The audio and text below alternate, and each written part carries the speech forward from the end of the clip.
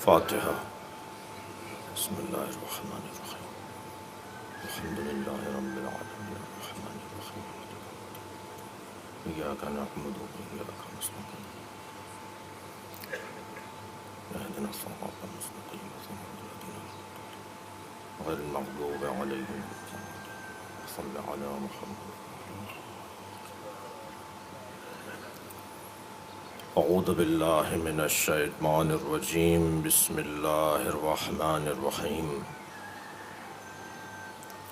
الحمد للہ الذی لا یبلغ مدحتہ القائلون ولا یحصی نعماءہ العادون ولا یعدی حقہ المجتہدون، الذی لیس لصفتہ حد محدود ولا نعت موجود ولا وقت معدود ولا اجل ممدود، فطر الخلائق بقدرتہ ونشر الریاح برحمتہ، الصلاة والسلام علی الرسول المسدد المصطفى الامجد المحمود الاحمد، سیدنا و مولانا و مولا الکونین جد الحسن والحسین عانی ابا القاسم محمد،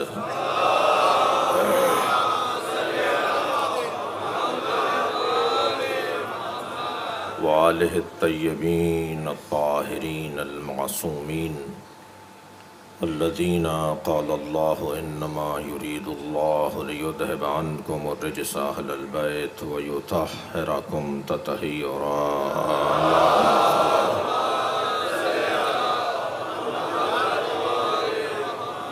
ولعنۃ اللہ علی اعدائہم اجمعین من یوم عداوتہم الی قیام یوم الدین، اما بعد، قال الحکیم فی قرآن الکریم، بسم اللہ الرحمن الرحیم، الحمد للہ رب العالمین الرحمن الرحیم مالک یوم الدین، ایاک نعبد و ایاک نستعین، اہدنا الصراط المستقیم، صلوات۔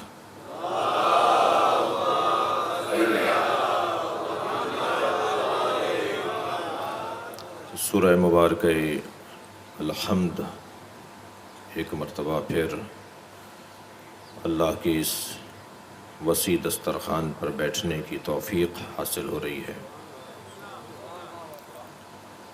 قرآن مجید کا عدل اور مساوی سورہ، یعنی مکمل قرآن اور مکمل سورہ مبارکہ الحمد، پورا قرآن جو کام کرتا ہوا دکھائی دیتا ہے وہ اپنی جگہ سورہ مبارکہ الحمد کا کردار ہے۔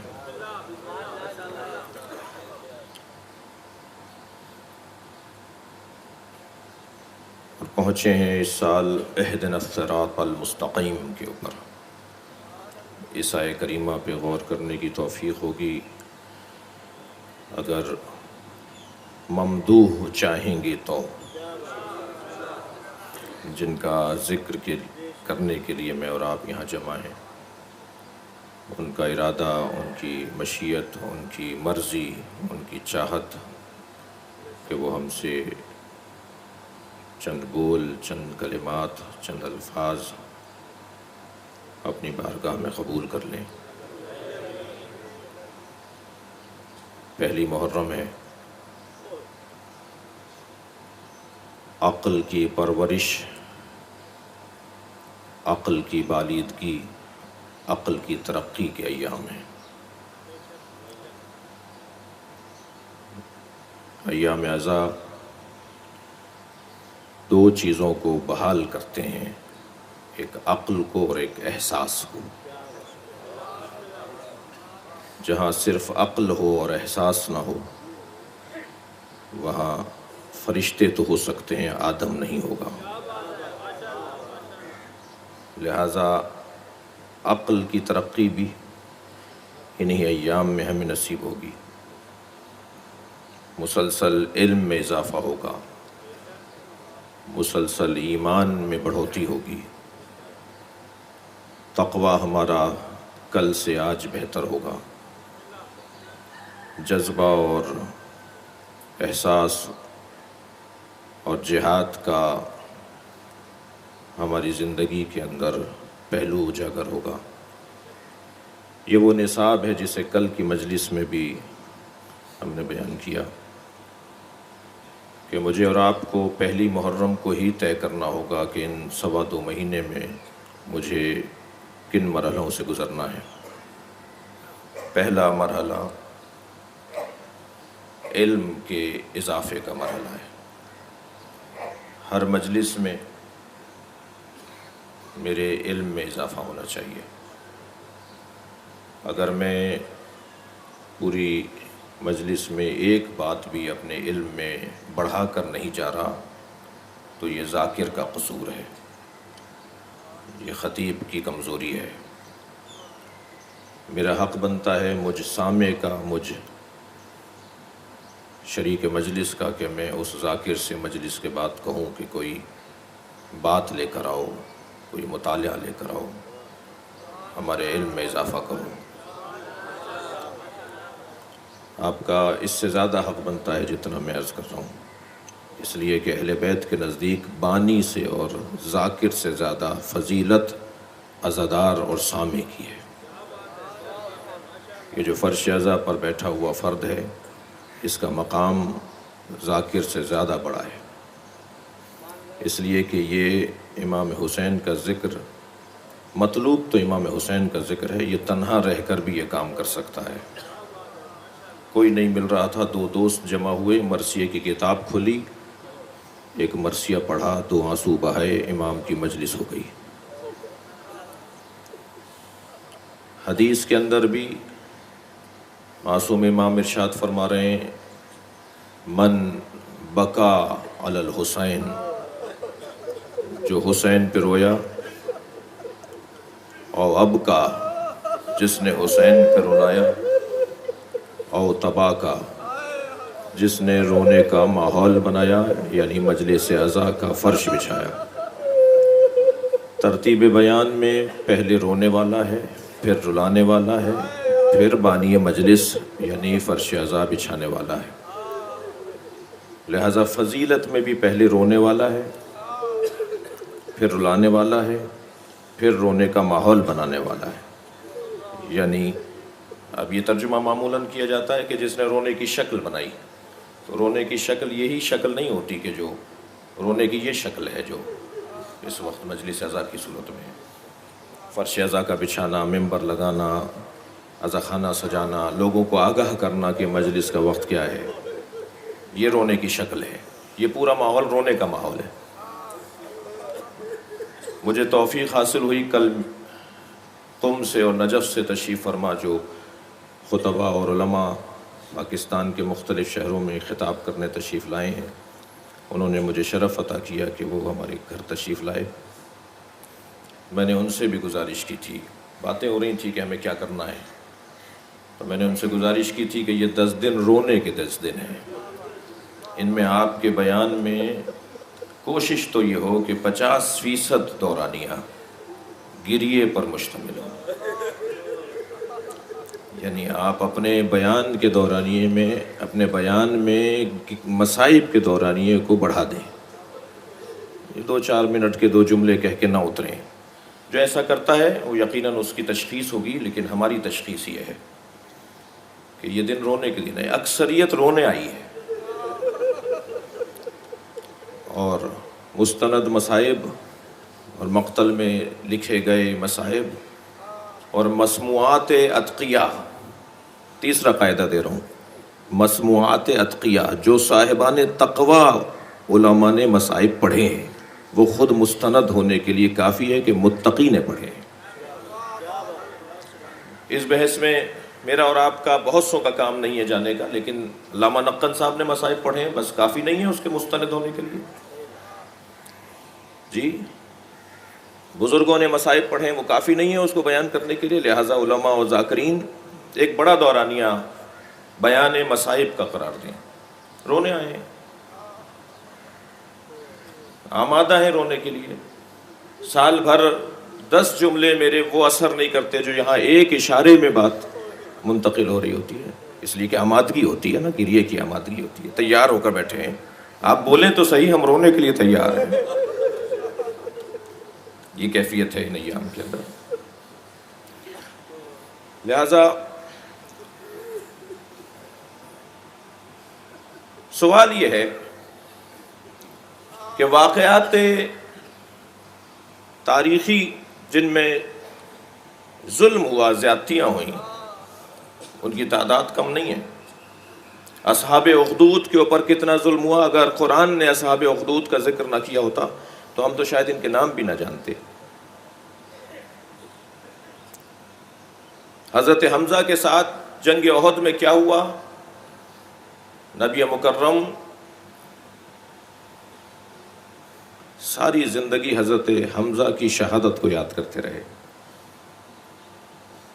لیکن ہر سال حضرت حمزہ کی شہادت تو نہیں منائی جاتی. تاریخی اہم ترین واقعات کو ہر سال تو نہیں دہرایا جاتا. یہ کربلا کا واقعہ ہی کیوں ہر سال دہرایا جاتا ہے؟ ایک سوال پہلی محرم ہے، میں آمادہ ہونا چاہتا ہوں عزاداری کے لیے. کیوں ہر سال امام حسین کے ذکر کو ہی دہرایا جاتا ہے؟ عزیزان گرامی، اس کا موٹا سبب، اس کا روشن سبب، اس کا واضح سبب، اللہ، انبیاء، نبی مکرم، آئمہ چاہتے ہیں کہ ہر سال حسین کا ذکر ہو.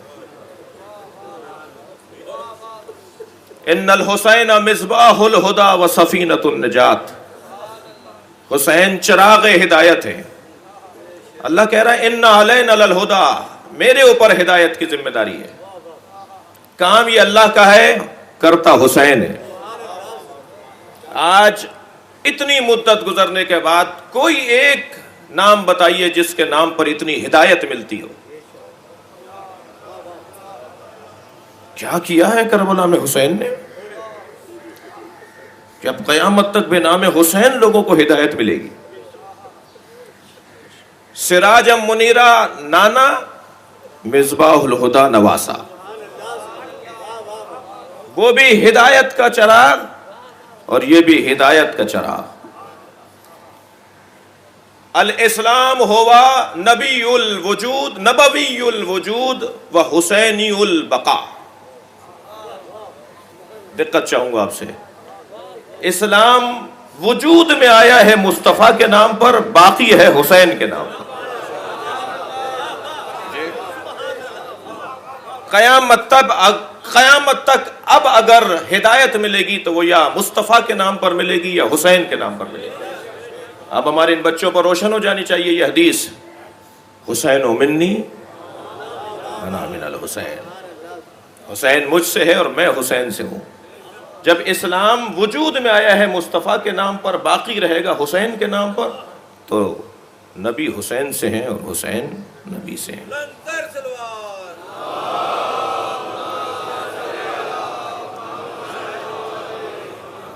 پھر مجھے یاد آ رہا ہے جملہ حضرت علامہ نقن صاحب کا. وہ فرماتے ہیں یہ بات تو روشن ہے، یہ بات تو واضح ہے کہ حسین نبی سے ہیں، نواسے ہیں، بیٹی کے بیٹے ہیں، مگر یہ کیسے حل ہوگا کہ نبی حسین سے ہیں؟ وہ فرماتے ہیں سن 61 ہجری تک حسین نبی سے رہے اور قیامت تک مصطفیٰ حسین سے رہیں گے. صلوات پڑھیں گے محمد و آل محمد.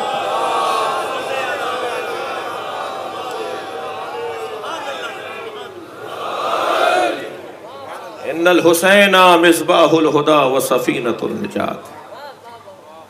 کیوں امام حسین؟ اللہ چاہتا ہے، انبیاء چاہتے ہیں. یہ بات تکرار کرنے کی ضرورت نہیں ہے، لیکن سن لیجئے کہ ہمارے بیان میں کوشش یہ رہتی ہے کہ کوئی ایسی بات نہ ہو جو اہل سنت کی کتاب سے اس کا حوالہ نہ ہو، اس لیے کہ مجلس صرف شیعوں کی نہیں ہے. امام حسین کا ذکر شیعوں کی ملکیت نہیں ہے. جملہ بہتر کروں، امام حسین کا ذکر شیعوں کی ملکیت نہیں ہے. شیعہ امام حسین کے ذکر کے مالک نہیں ہے، نوکر ہیں، اور نوکروں کو اپنی اوقات میں رہنا چاہیے. مالک کے مہمانوں کا خیال کرنا چاہیے. لہذا مجلس اعضاء میں کوئی بھی آ کے بیٹھ سکتا ہے. یہ تو ہمیں اللہ نے توفیق دی ہے کہ فرش اعضاء ہم نے بچھایا ہے. انتظامات ہم کر رہے ہیں اور وہ بھی اپنے انداز سے کر رہے ہیں. عزیزان گرامی، اللہ چاہتا ہے، اللہ کا ارادہ ہے. اللہ کا ارادہ یہ ہے کہ ہدایت ملے لوگوں کو، اور اس ہدایت کو اللہ اتنا عزیز رکھتا ہے کہ اس پہ وہ بے شمار انگنت خرچہ کرنے کو تیار ہے. اور فرمائیں گے حضرت نوح کا کے زمانے میں جب طوفان آیا، کتنے لوگ ہدایت یافتہ تھے جو کشتی میں سوار ہوئے، اور کتنے لوگ برباد ہو گئے. حضرت موسیٰ کے زمانے میں کتنے لوگ ہدایت یافتہ ہوئے. خود نبی مکرم کے زمانے میں مطلوب لوگ کتنے تھے، پسندیدہ لوگ کتنے تھے. ایک آدمی بھی اگر ہدایت پا جائے تو اللہ کو یہ عزیز ہے. حضرت موسیٰ کی خاطر 70,000 بچے مرنا برداشت کیا یا نہیں؟ اللہ نے کتنا نقصان اللہ نے برداشت کیا. ایک موسیٰ آ جائے بس، کسی طرح ایک ہدایت دینے والا آ جائے، چاہے اتنا نقصان ہو جائے. اگر ان مجالس اعضاء کے اندر، میں بہت کم کر کے بات کروں گا، اگر ان مجالس اعضاء کے اندر ہر مجلس میں 2,000 آدمی شریک ہو رہا ہے اور 2 آدمی اپنے رخ کو سیدھا کر کے چلے جائیں، تو اس سے بہتر اور کیا کام ہوگا؟ اس سے اچھا اور کیا نظام ہدایت ہوگا؟ یہ کس کے توفیل مل رہا ہے؟ کام اللہ کا تھا، ہو رہا ہے بے توفیل حسین. ان علینا للہدیٰ، میرے اوپر ہدایت کی ذمہ داری ہے. انبیاء چاہتے ہیں کہ امام حسین کا ذکر ہو. ہر نبی نے امام حسین کا ذکر کیا ہے، ہر نبی نے کیا ہے. اور جس نبی کو اللہ نے، کچھ نبیوں کو اللہ نے توجہ دلائی ہے کہ حسین کوئی ہے.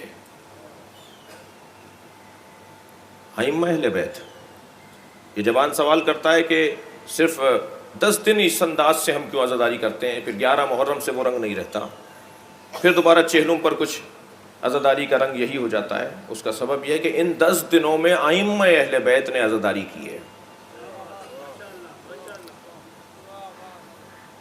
اہل مدینہ جب یہ جاننا چاہتے تھے نا کہ محرم کا چاند ہوا یا نہیں ہوا، تو امام صادق کی گلی میں لوگوں کا گزر بڑھ جاتا تھا.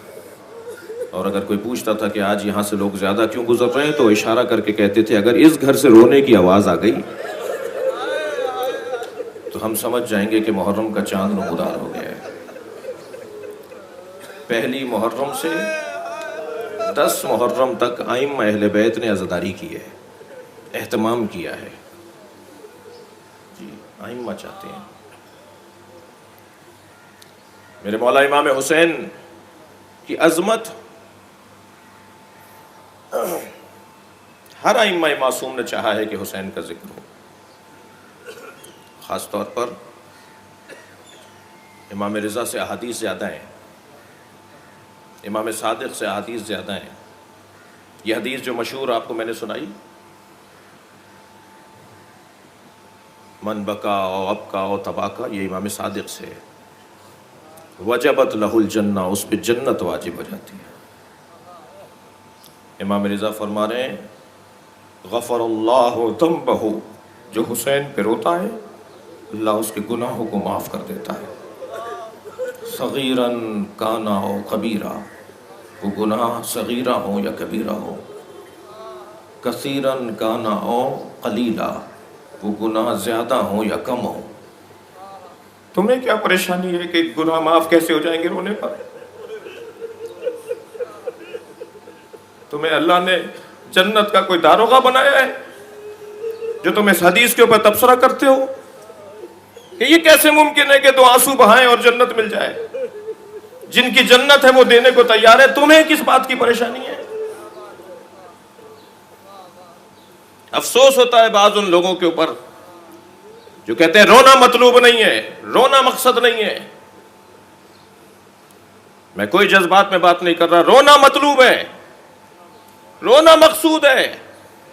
یہ آنسو ایسے ہی نہیں نکلتے. کوئی اپنے دادا پہ 3 سال تک رو کر دکھائے، کوئی اپنی والدہ پہ 4 سال ایسے ہی رو کر دکھائے جیسے جنازے پہ رو رہا تھا. کوئی اپنے قریب ترین رشتہ دار کے اوپر 10 سال تک ایسے ہی روئے جیسے جنازے پہ رویا تھا. یہ امام حسین پہ رونا، یہ جو آپ کی آوازیں بلند ہو رہی ہیں، آج اگر دنیا کے رسانے آپ کو اہمیت دے رہے ہیں تو آپ کے اس گریے کی وجہ سے دے رہے ہیں. آج اگر دنیا کے بڑے بڑے فورموں پر آپ کو اہمیت دی جا رہی ہے، عزاداروں کو، شیعوں کو، تو آپ کے اس صدائے گریہ کی وجہ سے دی جا رہی ہے، اس ماتم کی وجہ سے دی جا رہی ہے، ان کالے کپڑوں کی وجہ سے دی جا رہی ہے. آج اگر آپ کو اہمیت مل رہی ہے کہیں تو اسی عزاداری کی وجہ سے مل رہی ہے. تو جس کی وجہ سے آپ کو اہمیت ملی، آپ کو پوچھا جائے گا، اسے آپ کہیں کہ رونا مطلوب نہیں ہے. آنکھ میں آنسو نہیں آتا جب تک کہ دل نہ تڑپے.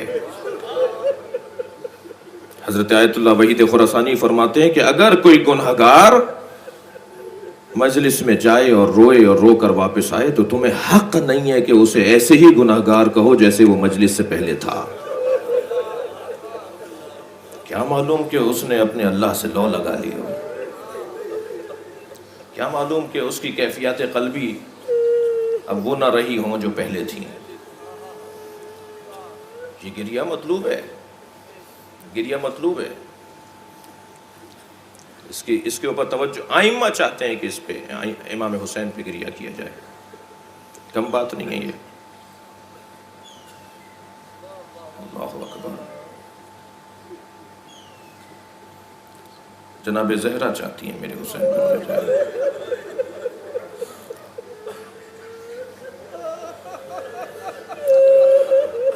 حدیث کہتی ہے تجی فاطمہ فی المجلس یذکر فیہا مصائب الحسین. جہاں حسین کے مصائب بیان کیے جا رہے ہوتے ہیں وہاں فاطمہ آ جاتی ہے. اجرکم اللہ. ومعہا مریم وخدیجۃ وآسیہ.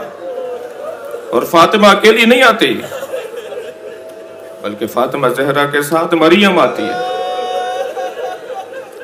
آسیہ آتی ہیں، اور حسین کی نانی خدیجہ آتی ہے. فی یدہا خرقۃ. زہرا کے ہاتھ میں ایک رومال ہوتا ہے. پہلی محرم میں سن لیجئے ان روایات کو. فاطمہ زہرا کے ہاتھ میں رومال ہوتا ہے. تسم بہا دموع الباکین. سیدہ اس رومال سے رونے والوں کے آنسوؤں کو جمع کرتی ہیں. اب مشکل ہماری یہ ہے کہ ہم کیونکہ عالم مادہ میں رہ رہے ہیں نا، ہم اس وقت عالم مادہ میں ہیں، بہت ساری چیزیں عالم نور کی ہمیں سمجھ میں نہیں آئیں گی. فوراً ذہن میں ایک بچے کے خیال آ سکتا ہے کہ یہ آنسو ہمارے کیسے جمع کرتی ہوں گی. مجھے اس تفصیل میں جانے کی ضرورت نہیں ہے، اس لیے کہ عالم نور کا عالم مادہ سے تعلق ہو رہا ہے جو مکمل ہمیں سمجھ میں نہیں آئے گا. ہمیں بس اتنا جاننا چاہیے کہ فاطمہ چاہتی ہیں کہ حسین پہ رو. تسم دموع الباکین. رونے والوں کے آنسوؤں کو خشک کرتی ہیں. وتقول. اور کہتی ہیں، جو کوئی رو رہا ہوتا ہے نا تو اسے روتے ہوئے کو دیکھ کر کہتی ہیں تقول طوبی لکم. جنت تو تیرے لیے ہے. طوبی لکم یا احبائی. اے میرے عزیزوں. جناب زہرا رونے والوں کو کہتی ہیں یا احبائی تبکون علی ولدی. تم میرے حسین پہ رو رہے ہو. اللہ اکبر. الغریب الذی لیس لہ مغیث. تمہیں پتہ ہے کس حسین پہ رو رہے ہو؟ یہ جناب زہرا کہتی ہیں تمہیں پتہ ہے کس حسین پہ رو رہے ہو؟ جس کا کوئی مدد کرنے والا نہیں تھا. اب یہ آپ کا گریہ، میرا گریہ، یہ مجلس ایسی ہوگی آخر تک. یہ آپ کا اور میرا گریہ یہ امام حسین کی مدد ہے. اس حدیث میں نے حدیث سنائی ہے نا آپ کو، اس حدیث کے مطابق امام حسین کی مدد ہے. تمہیں پتہ ہے تم کس پہ رو رہے ہو؟ جناب زہرا رونے والوں سے کہتی ہیں تمہیں معلوم ہے کس پہ رو رہے ہو؟ تم اس پہ رو رہے ہو جس کا کوئی مددگار نہیں تھا، جس کی بہن کو رونے نہیں دیا جا رہا تھا، جس کی بچی کو اس کے جنازے پہ مارا جا رہا تھا. جس کے بیٹے کو جنازہ دفنانے نہیں دیا گیا تھا، جس کا لاشا 3 دن بے گور و کفن رہا تھا. اجرکم اللہ، اجرکم اللہ. تکلف نہیں کریں گے اگر رونا کہیں آ رہا ہو.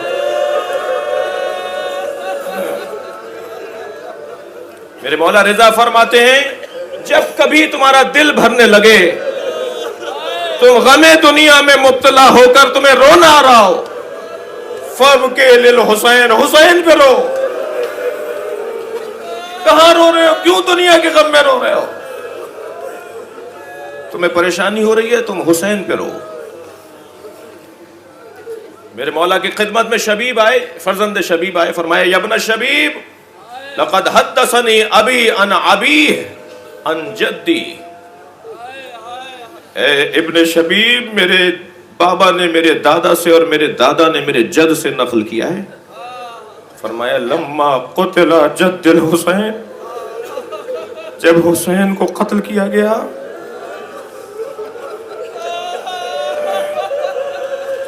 لما قتل جد الحسین امطرت السماء دما وترابا احمرا، تو آسمان سے خون برس رہا تھا.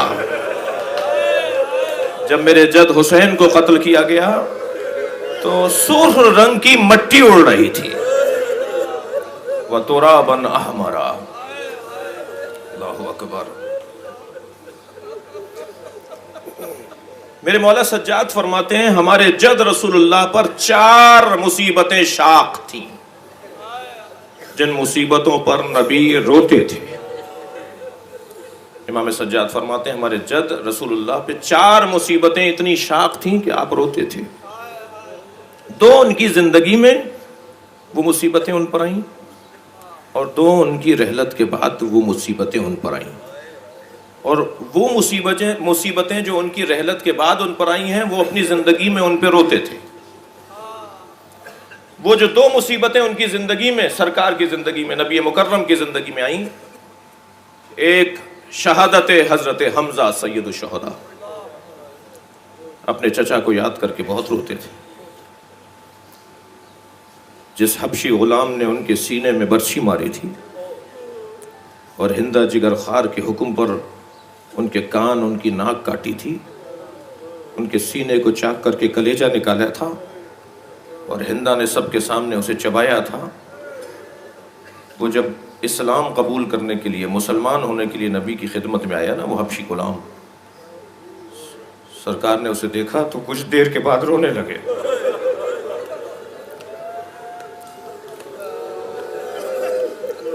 حضرت نے اس کا کلمہ سنا، فرمایا کہ تمہارا اسلام میں نے پسند کر لیا ہے، مگر میرے سامنے نہ آنا، اس لیے کہ میں انسان ہوں. میں جب تمہیں دیکھوں گا میرے چچا مجھے یاد آئیں گے. میں آپ رونے والوں سے پوچھ سکتا ہوں جنہوں نے زہرا پہ دروازہ گرایا تھا، جنہوں نے سیدہ پہ ہاتھ اٹھایا تھا. علی تو انہیں روزانہ دیکھتے تھے. کیا گزرتی ہوگی علی بن ابی طالب پر. اجرکم اللہ. فرماتے ہیں ایک مصیبت جو نبی کی زندگی میں آئی، جو نبی پہ بڑی شاق تھی، بہت روتے تھے اس مصیبت کے اوپر، وہ سید الشہداء حضرت حمزہ کی شہادت. دوسری مصیبت بے وطنی میں، غربت میں حضرت جعفر طیار کی شہادت. بہت روئے تھے جعفر طیار کی خبر شہادت سن کر. نبی بہت یاد کرتے تھے حضرت جعفر طیار کو. اور 2 مصیبتیں نبی کی رحلت کے بعد، ایک حسین کی شہادت، ہمارے بابا حسین کی شہادت کو اپنی زندگی میں دہراتے تھے، اور ایک ہماری دادی زہرا کی شہادت. میں آج کی مجلس کی تیاری کر رہا تھا تو مجھے بہار الانوار سے ایک عجیب حدیث، نبی نے جناب زہرا کا مرثیہ اپنی زندگی میں پڑھا. وہ جملے سن لیجئے جو نبی نے فرمائے. اللہ اکبر. فرماتے ہیں ایک بچے کو یاد کر رہے ہیں نبی مکرم. اولا علی کو یاد کیا ہے، امام حسن امام حسین کو کا ذکر کرتے کرتے کہ میرے بعد کیا ہوگا حسن کے ساتھ، میرے بعد کیا ہوگا حسین کے ساتھ، علی کے ساتھ میرے بعد کیا ہوگا۔ جیسے ہی جناب زہرا کا ذکر آیا، فرمایا اما ابنتی فاطمہ، اور سنو میں فاطمہ کا ذکر کرنے جا رہا ہوں۔ فإنها سیدۃ نساء العالمین، یہ سیدہ نساء العالمین ہے، من الاولین والآخرین، اولین میں بھی یہی سیدہ ہے، آخرین تک یہی سیدہ ہے۔ وَهِيَ بَضْعَةٌ مِّنِّي، اور یہ میرا ٹکڑا ہے۔ وَهِيَ بَضْعَةٌ مِّنِّي وَهِيَ نُورُ عَيْنِي، یہ میری آنکھوں کا نور ہے، میری آنکھوں کی ٹھنڈک ہے۔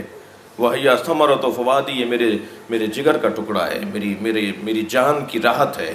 وَهِيَ رُوحُ الَّتِي بَيْنَ جَنبَيْهِ، اور یہ دو پہلوؤں میں آنے والی میری روح ہے، میری روح اس کے اندر ہے۔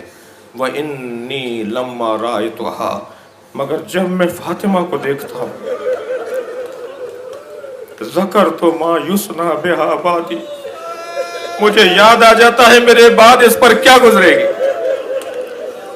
اللہ اکبر، مجھے یاد آ جاتا ہے جب میں فاطمہ کو دیکھتا ہوں، مجھے یاد آ جاتا ہے میرے بعد اس پر کیا گزرے گی۔ وَقَدْ دَخَلَ الذُّلُّ بَيْتَهَا، میں بتاؤں کہ کیا ہوگا، اس کے گھر میں ذلتیں داخل ہوں گی۔ وَقَدْ دَخَلَ الذُّلُّ بَيْتَهَا وَإِنْتَكَحَتْ حُرْمَتُهَا، اور اس کی حرمت کو پامال کیا جائے گا، میری فاطمہ کی حرمت کو پامال کیا جائے گا۔ نبی مرثیہ پڑھ رہے ہیں فاطمہ زہرا کا، آج پہلی مجلس ہے اور مجلس کی بانی بھی جناب زہرا ہیں، اور میری فاطمہ کی حرمت کو پامال کیا جائے گا۔ وَغُصِبَتْ حَقُّهَا، اور میری فاطمہ کے حق کو غصب کیا جائے گا۔ اور سنیں گے وَمُنِعَتْ إِرْثُهَا، اور فاطمہ کا ارث اس سے روکا جائے گا، اسے ارث سے محروم کر دیا جائے گا۔ اب یہ جملہ سنیے گا، توجہ کیجئے گا، اگر رونا آ رہا ہو تو آنکھوں میں آنسو لائیے گا۔ وَكَسُرَتْ جَنْبَيْتَهَا، اور اس کی پسلیوں کو توڑا جائے گا۔ اجرکم اللہ۔ وَاسْقَطَتْ جَنِينُهَا، اور اس کے شکم میں موجود بچے کو مارا جائے گا۔ وَهِيَ تُنَادِي، جب اس کے بچے کو اس کے شکم میں مارا جائے گا تو یہ پکارے گی، کیا کہے گی؟ یا محمد، اے بابا، میں نہیں ہوں گا اس کی مدد کو، میری بچی مجھے پکار رہی ہوگی، یہ کہے گی یا محمد فلا تجاب، کوئی اسے جواب نہیں دے گا، یہ کہے گی یا محمد فلا تغاث، کوئی اس کی مدد نہیں کرے گا۔ فلا تدال بعدی، اور میرے بعد یہ زندہ رہے گی، مگر کس حالت میں رہے گی؟ محزونتن، یہ ہمیشہ محزونہ رہے گی، مکروبتن، ہمیشہ کرب میں اور تکلیف میں رہے گی، باکیتن، یہ روتی رہے گی، مقہورتن، مغضوبتن، مقتولتن، میری بچی میرے بعد مار دی جائے گی۔ کسی نے امام عسکری سے کہا مولا اتنی مدت گزرنے کے بعد آج بھی آپ اپنی دادی کی شہادت کو یاد کر کے ایسے ہی روتے ہیں؟ فرمانے لگے اگر آوازوں کے بلند ہونے سے وہاں آوازیں دب نہ رہی ہوتی تو پسلیوں کے ٹوٹنے کی آواز آ رہی تھی۔ اجرکم اللہ، اجرکم اللہ۔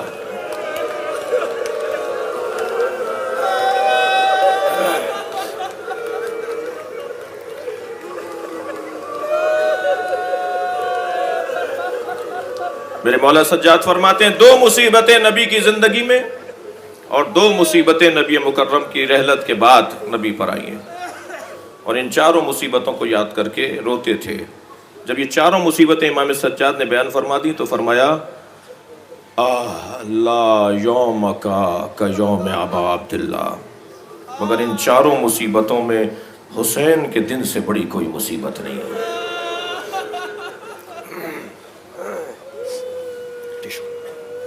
امام حسین کی مصیبت سے بڑھ کر کوئی مصیبت نہیں ہے۔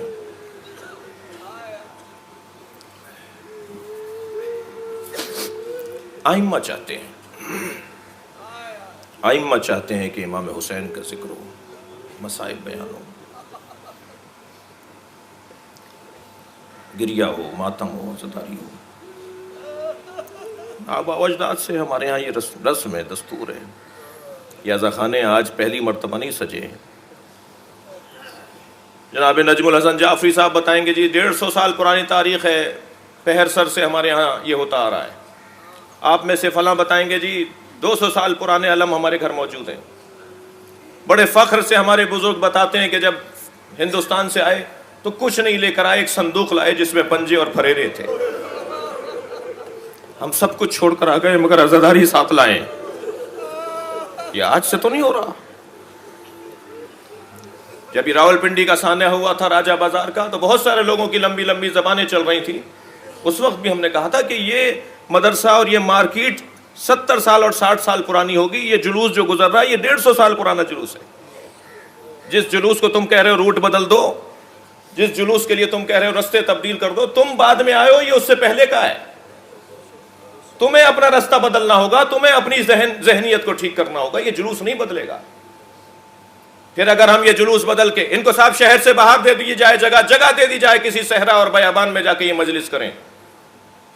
اس وقت بھی ہم نے کہا تھا، آج پہلی محرم ہے، پھر دوہرا رہا ہوں اپنے نظریات کو اور اپنے مسائل کے حل کے لیے چند جملوں کو. ہمیں شہر سے باہر کسی بیابان میں کسی صحرا میں آپ جگہ دے دیں گے، وہاں ماتم کریں گے، وہاں ہم جلوس نکالیں گے. یہ کون ضمانت دے گا کہ پھر وہاں شہر نہیں بسیں گے؟ جی ہم تو حیات بانٹنے کے لیے پیدا کیے گئے ہیں، ہم تو زندگیاں دینے کے لیے پیدا کیے گئے ہیں. تاریخ ہے. میں سندھ میں ایک جگہ گیا، 350 سال پرانا علم، خاص طور پہ اسے دیکھنے کے لیے گیا. 350 سال، 250 سال، 350 سال پرانا علم لگا ہوا ہے اور وہ لکڑی اب تک باقی ہے. اور یہ والی بات تو کوئی 150 سال پرانے علموں کی تاریخ تو سندھ کے اندر اور خاص طور پر پاکستان کے بہت سے شہروں کے اندر 150 سال پرانے علموں کی تاریخ تو بہت زیادہ ہے. وہ لکڑی عجیب اللہ نے اس میں طاقت دی ہے، وہ کھڑی ہوئی ہے. غیر مناسب جملے اصلاح کیجئے اپنی. میں کوئی خاندانی الحمدللہ وہ علیحدہ بات ہے کہ ہم عزاداری ہمارے یہاں خاندانی ہے، آبا و اجداد سے ہمیں یہ چیز ملی ہے، لیکن جذبات نہیں ہے، احساسات نہیں ہے، حقیقت ہے. کبھی اس موضوع پر علیحدہ سے بات ہو کہ اس لگے ہوئے علم نے کتنے لوگوں کو گمراہ ہونے سے بچایا ہے. جی لہذا اہل بیت چاہتے ہیں کہ امام حسین کا ذکر ہو، اہل بیت چاہتے ہیں. روز عید الفطر ہو، روز عید الضحیٰ ہو، شب قدر ہو، شب نیمہ شعبان ہو، کسی امام کی زیارت اہم ترین تاریخوں میں نقل نہیں ہوئی ہے. عید الفطر امام رضا کی زیارت، امام نقی کی زیارت، امام عسکری کی زیارت کا حکم نہیں ہے. پڑھنے کا ثواب ہے، سلام کرنا تو ہر روز کرنا چاہیے، مگر اعمال کا حصہ ہو، اس دن کے کاموں میں سے ایک کام ہو کہ امام حسین کو سلام کرنا ہے. ائمہ نے کہا ہو کہ جب عید کا دن آئے تو ہمارے جد حسین کو سلام کرنا. امام باقر نے کہا ہو کہ جب عید قربان کا دن آئے تو قربانی کرنے سے پہلے حسین کو سلام کرنا. کسی اور امام کے لیے نہیں ملتا. ائمہ نے کہا ہو کہ جب شب قدر کے اعمال کرنے لگو تو ایک آخری عمل تمہارا حسین کو سلام کرنا ہو. 13 رجب ہے، سلام حسین کو کریں. 27 رجب ہے، سلام حسین کو کریں. نیمہ شعبان ہے، سلام حسین کو کریں. کسی نئے گھر میں داخل ہو پہلے حسین کو سلام کرو. تم 10 دن تک ایک جگہ مقیم رہے، چھوڑ کر جا رہے، حسین کو سلام کہہ کر نکلو. یہ آداب ہے سفروں کے. یہ کام ہوا ہے اس موضوع کے اوپر. لہذا کیوں امام حسین کا ذکر؟ اس لیے کہ اہل بیت چاہتے ہیں، ائمہ چاہتے ہیں. توجہ چاہوں گا عزیزان گرامی، امام حسین کے فضائل میں میرے اوپر کچھ حق ہیں، آپ کے اوپر کچھ حق ہیں، میرے، ہم سب پر حق ہیں، اللہ کے، اللہ پر بھی ہمارے کچھ حق ہیں.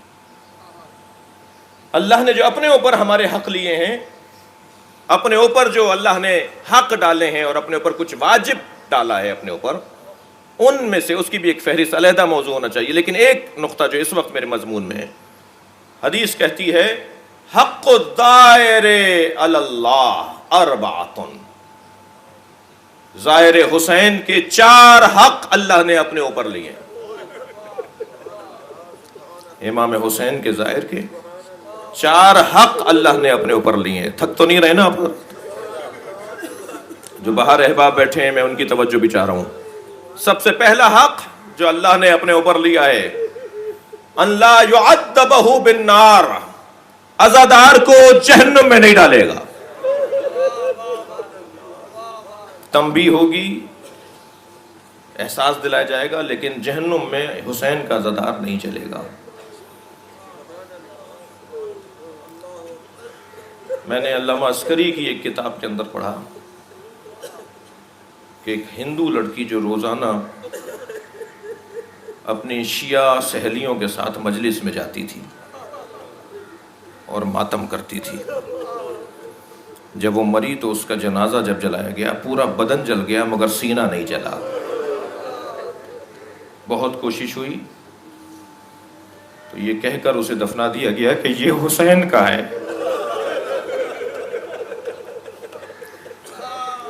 میں نے صرف ایک مثال دی ہے، اس میں غور کرنے کی. اللہ يعذب بالنار وَأَنَّ الْإِسْتِجَابَةَ تَحْتَ قُبَّتِهِ. دوسرا حق اللہ نے اپنی گردن پر لیا ہے، اپنے اوپر لیا ہے. حسین کے گنبد کے نیچے جو دعا مانگو گے اللہ قبول کرے گا. معصوم فرما رہے ہیں، معصوم فرما رہے ہیں، تحت قبۃ الحسین.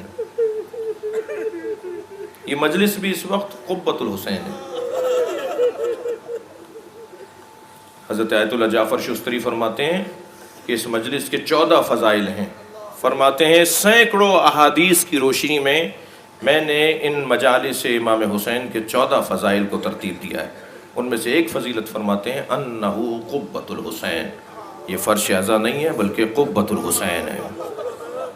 جتنی دیر آپ مجلس میں بیٹھے ہیں اتنی دیر تک گویا ہم قبۃ الحسین کے نیچے ہیں. مانگ لیجئے، مانگ لیجئے. میرا اور آپ کا کام تو مانگنا ہے نا، دینے والا ہماری مصلحت کو بہتر جانتا ہے. دوسری فضیلت ان الاجابۃ تحت قبتہ والشفاء فی تربتہ. حسین کی خاک شفا، جس خاک میں حسین دفنائے گئے ہیں، جس خاک میں حسین کا خون گرا ہے، اس خاک میں اللہ نے شفا کو رکھا ہے. خاک میں شفا، خاک میں تو شفا نہیں ہوتی. یہ امام حسین کی کرامت ہے، امام حسین کی وجہ سے اس خاک میں شفا ہے. اور عفا کہتے ہیں 7 حجاب اللہ ہٹا دیتا ہے اس نمازی کی آنکھوں کے آگے سے جو خاک شفا پہ سجدہ کرتا ہو. حجابات ہٹ جاتے ہیں. ہم اصل مشکل کیا ہے اس وقت ہماری؟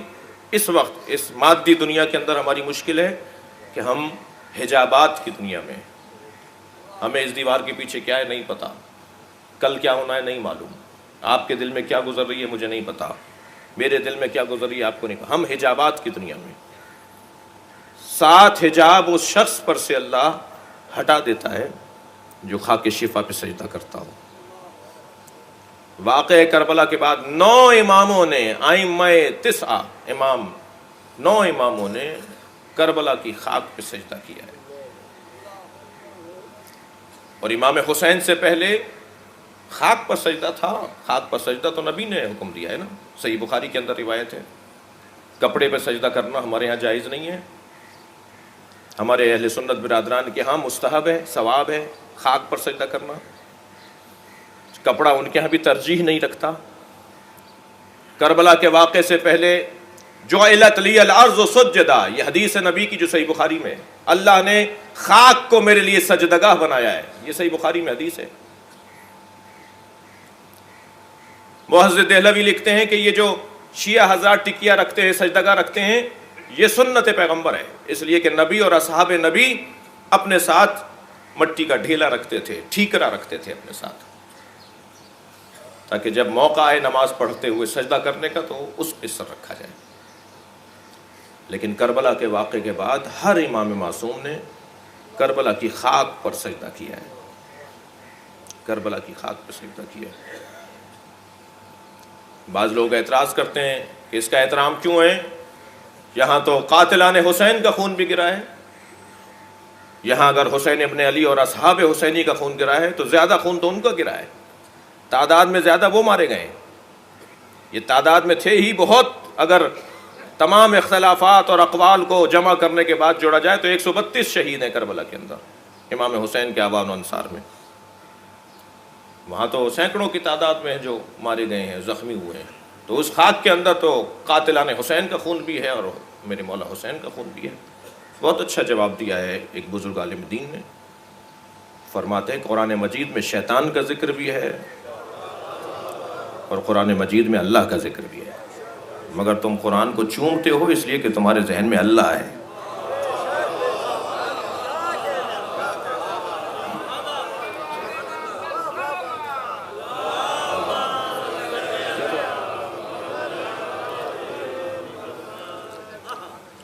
میرے مولا امام علی، مولا علی گزر رہے ہیں جنگ صفین سے لوٹتے ہوئے کربلا کی زمین سے۔ رستہ کچھ دور تھا، کربلا کا جو حد کربلا کی تھی وہ تو کچھ فاصلے پہ تھی، مگر کربلا کی زمین نظر آ رہی تھی۔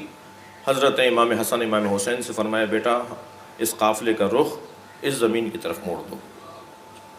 جب کربلا کی زمین پر پہنچے تو فرمایا سب کو سواریوں سے اترنے کا کہو، ہم یہاں قیام کریں گے۔ جب یہ اعلان ہو گیا تو خود اپنی سواری سے اترے اور ایک مٹھی خاک اٹھائی، اسے سونگھا اور امام حسن کو دیکھتے فرمایا یہ کربلا ہے، اور اس کے بعد وہ خاک اپنے چہرے پہ لگائی۔ اللہ اکبر۔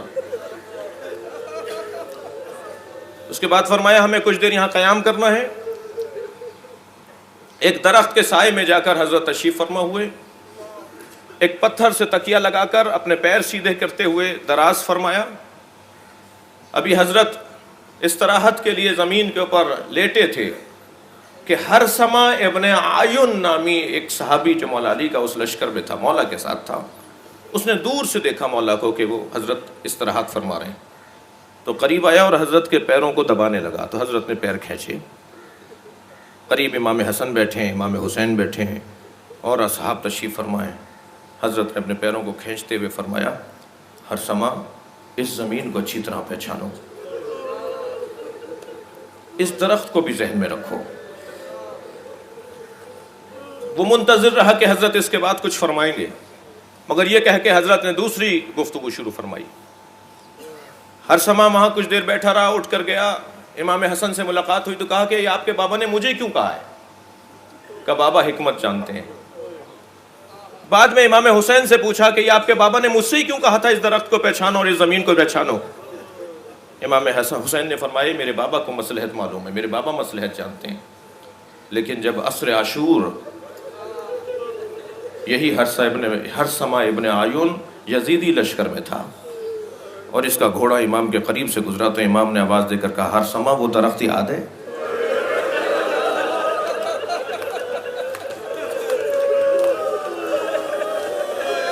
اجرکم اللہ۔ کربلا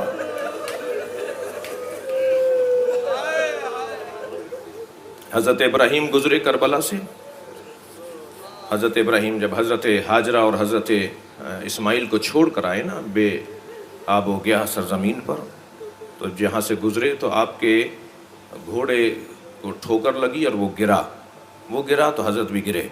حضرت گرے تو آپ کی پیشانی ایک پتھر پہ جا کے لگی، سر پھٹ گیا حضرت ابراہیم کا، خون جاری ہونے لگا، تو اپنے سر پہ رومال باندھتے ہوئے مناجات شروع کر دیں، یا اللہ کیا مجھ سے کوئی خطا ہوئی ہے؟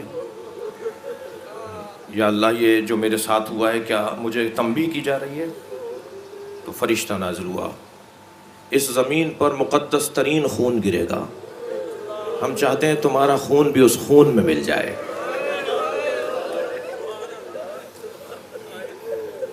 بس عزیزو میں نے بہت زحمت دی آپ کو۔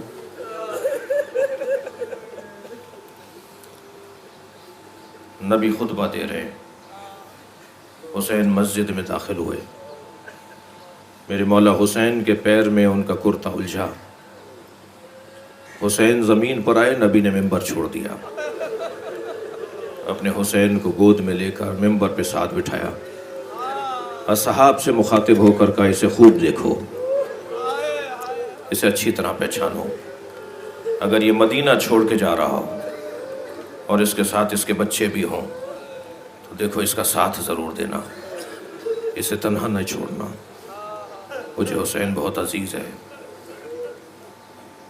حضرت ام سلمہ فرماتی ہیں کہ نبی ایک سفر سے لوٹے، مجھے فرمایا ام سلمہ میں استراحت کر رہا ہوں، کوئی اگر ملنے آئے تو اسے اتنا کہنا کچھ دیر نبی کو استراحت کرنے دی جائے۔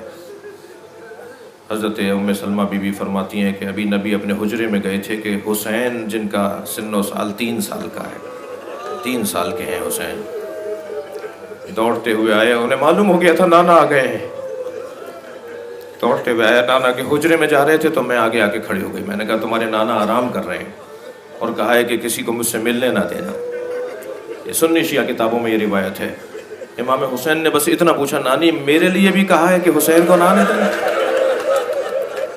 کہا تمہارے نانا نے تخصیص نہیں لگائی، تمہارے نانا نے یہ نہیں کہا کہ حسین آئے، بس یہ سنا اور امام حسین لوٹے، ابھی حضرت 2 قدم آگے گئے تھے کہ حجرے سے نبی باہر آئے، عالم یہ تھا کہ سر پہ امامہ نہیں تھا، نبی کے دوش پر عبا نہیں تھی، نالین سرکار نے پیروں میں نہیں لی، فرمایا ام سلمہ تم نے حسین کو لوٹا دیا، اجرکم اللہ۔ چند قدم آگے گئے ہیں، حسین کو گود میں اٹھایا، بیوی فرماتی ہیں اپنے ساتھ حجرے میں لے گئے، کچھ دیر کے بعد مجھے نبی کے رونے کی آواز آئی، بیوی فرماتی ہیں کہ آواز اتنی بلند تھی کہ میں مجبوراً حجرے میں داخل ہوئی، میں نے کیا دیکھا کہ نبی نے اپنی قمیص اتاری ہوئی ہے، حسین کا کرتا اتارا ہوا ہے، اپنے سینے سے لپٹایا ہوا ہے، کبھی گلے کا بوسہ دے رہے ہیں، کبھی حسین کے سینے کا بوسہ لے رہے ہیں۔ اجرکم اللہ، اجرکم اللہ۔ حق بنتا ہے اس سے بلند آواز میں گریہ کرنے کا حق بنتا ہے۔ اللہ اکبر، اللہ اکبر۔ آج پہلی محرم ہے، امام حسین مدینہ چھوڑ رہے ہیں،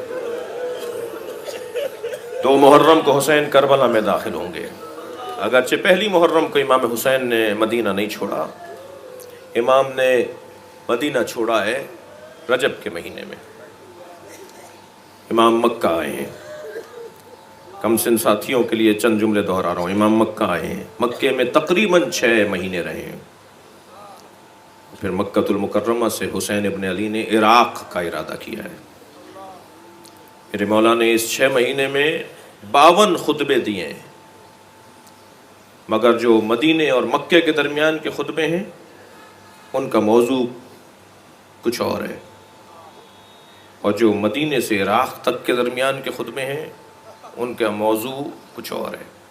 مراد میری یہ ہے کہ مکہ سے عراق آتے ہوئے جو امام نے خطبے ارشاد فرمائے ان میں زیادہ تر خطبات میں موت کو یاد کیا ہے، اس دنیا کی بے ثباتی کو دہرایا ہے، یہ دنیا کام آنے والی جگہ نہیں ہے مگر یہ کہ اس میں تم کوئی نیک عمل انجام دو۔ اور امام عراق جاتے ہوئے، کوفہ جاتے ہوئے ایک سرزمین پر ٹھہرے ہیں، فرمایا عباس پانی 4 برابر ذخیرہ کرو، کہ مولا بعد میں آنے والی منزل قریب ہے، وہاں تک کا پانی ہمارے پاس موجود ہے۔ حضرت نے فرمایا نہیں، 4 برابر پانی چاہیے۔ اس منزل کے آنے سے پہلے ہر کے لشکر سے ملاقات ہوئی ہے جو پیاسا ہے، عبیدہ نامی ایک لشکر ہر میں شامل سپاہی کہتا ہے کہ میں پیاس سے نیم جان ہو چکا تھا،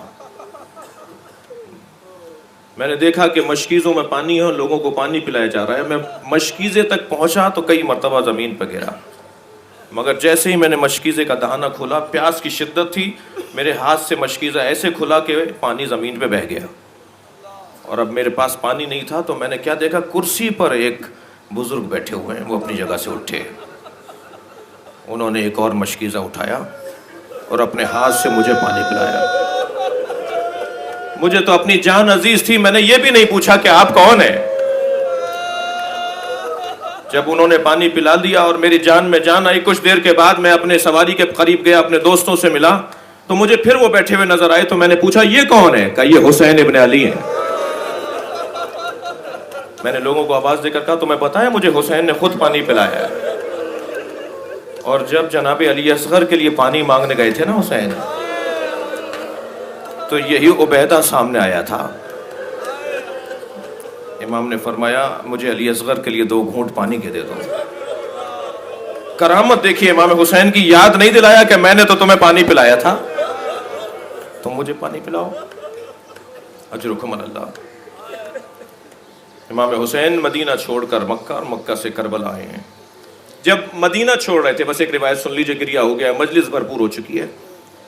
جب مدینہ سے رخصت ہو رہے تھے نا، محملیں تیار ہو چکی ہیں، بیبیاں اپنی محملوں پر بیٹھ چکی ہیں، سواریاں روانہ ہونے کو ہے کہ ایک مرتبہ امام حسین سے آ کر کسی نے کہا کہ آپ کو آپ کے خاندان کی معمر بیبیاں بلا رہی ہیں۔ مسلمہ طور پر 3 بیبیوں کو امام حسین چھوڑ کر گئے ہیں۔ ایک حضرت ام ہانی پھوپھی ہیں امام حسین کی، ایک حضرت ام سلمہ نانی ہیں امام حسین کی، ایک حضرت ام البنین ماں کا درجہ رکھتی ہیں امام حسین پر، حضرت عباس کی ماں ہے، حضرت عباس کی ماں ہے۔ کہ آپ کو آپ کے خاندان کی 3 معمر بیویاں بلا رہی ہیں۔ جب امام پلٹ کر آئے دوبارہ تو یہ تینوں عصا تھامے کھڑی تھیں، آگے بڑھ کر تینوں کو سلام کیا، ادب کیا۔ حضرت ام سلمہ نے سوال کیا، حسین تمہارے جانے کا انداز بتا رہا ہے کہ تم لوٹ کر نہیں آؤ گے۔ بس یہ روایت سن لیجئے، گریہ تو ہو چکا ہے، مجلس ہو چکی ہے، یہ روایت سن لیجئے، تمہارے جانے کا انداز بتا رہا ہے کہ تم لوٹ کر نہیں آؤ گے۔ تو آگے بڑھ کر چند قدم آگے بڑھ کر نانی کے قریب آ کر کہا، ان اللہ یرا قتیلا، اللہ مجھے شہید دیکھنا چاہتا ہے۔ تو ایک مرتبہ تڑپ کر رہ گئی، کہنے لگی پھر زینب کو چھوڑ جاؤ۔ سنیں گے زیادہ رو، امام حسین کی آنکھوں میں آنسو آئے، فرمایا ان اللہ یراہن اسارا، اللہ زینب اور ام کلثوم کو اسیر دیکھنا چاہتا ہے، اللہ کا دین اس کی اسیری سے بچے گا۔ کہا حسین تمہارے نانا نے مجھے یہ خاک دی تھی اور کہا تھا جب یہ سرخ ہو جائے تو سمجھنا میرا حسین مارا گیا۔ میرے مولا نے فرمایا نانی اس خاک کو سنبھال کے رکھیے، یہ میری شہادت کی آپ کو خبر دے گی۔ آگے بڑھے، حضرت ام ہانی سے پوچھا، پھوپھی اماں آپ نے بھی مجھے بلایا ہے؟ فرمانے لگی حسین ہماری حویلی کا پرانا انداز ہے، جب ہمارے ہاں چند دن بعد کوئی مصیبت آنے والی ہوتی ہے تو چند دن پہلے سے جناتنیاں رونا شروع کر دیتی ہیں۔ کل رات سے میں حویلی میں رونے کی آوازیں سن رہی ہوں۔ کہا اماں یہ میرا نوحہ پڑھ رہی ہے، یہ میرا نوحہ پڑھ رہی ہے۔ حضرت ام البنین کے قریب گئے، اجرکم اللہ، جا کر کہا اماں آپ نے مجھے بلایا؟ کہا اے شہزادے تمہارے بابا نے مجھ سے عقد اس لیے کیا تھا کہ اللہ مجھے شجاع بیٹا عطا فرمائے جو تمہارے ساتھ کہیں کام آئے۔ میں سوچتی ہوں کہیں عباس اپنی وفاداری میں کوتاہی نہ کر جائے۔ کچھ عقب میں حضرت عباس کھڑے تھے، امام نے مڑ کر دیکھا کہ عباس قریب آؤ، اپنی ماں کو اپنی وفاداری کا احساس دلاؤ۔ آگے بڑھ کر حضرت عباس نے کہا اماں 70 مرتبہ مارا گیا اور پھر زندہ کیا گیا تو حسین کو چھوڑ کر نہیں۔ اور جب خبر شہادت مدینے میں پہنچی تھی تو جناب ام البنین نے کہا تھا میں عباس کو دودھ نہیں بخشوں گی، میرے عباس کے ہوتے ہوئے حسین مارا گیا۔ تو کسی نے خبر دی اے بی بی عباس کو کچھ نہ کہیے، عباس مارا گیا تب حسین کو کسی نے قتل کیا۔ کہا کیسے میرا عباس مارا گیا؟ کہا عباس کے دونوں بازو قلم کیے گئے، گھوڑے سے زمین پر آیا، کربلا کے میدان میں پیاسا مارا گیا۔ اللہ لعنت اللہ علی قوم الظالمین فسیعلم الذین ظلموا ای منقلب ینقلبون۔ یا اللہ ان آوازوں پر رحمت نازل فرما، رونے والوں کی توفیقات میں اضافہ فرما، ایام اعزاء میں بہتر سے بہتر خدمت کی توفیق عطا فرما، امام زمانہ کے ظہور میں تعجیل فرما، حضرت کو ہم سے راضی فرما، ماتم حسین۔